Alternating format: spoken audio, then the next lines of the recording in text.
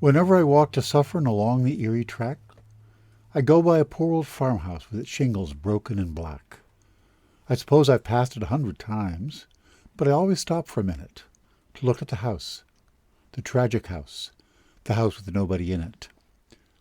I've never seen a haunted house, but I hear there are such things, that they hold the talk of spirits, their mirth and sorrowings. I know this house isn't haunted, but I wish it were, I do, for it wouldn't be so lonely if it had a ghost or two.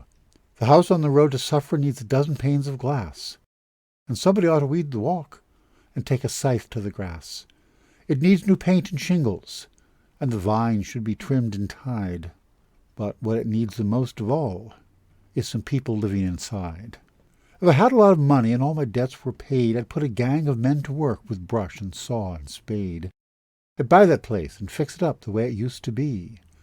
I'd find some people who wanted a home and give it to them free. Now a new house standing empty with staring windows and doors looks idle perhaps and foolish like a hat on its block in the store. But there's nothing mournful about it. It cannot be sad and lone for the lack of something within it that it has never known.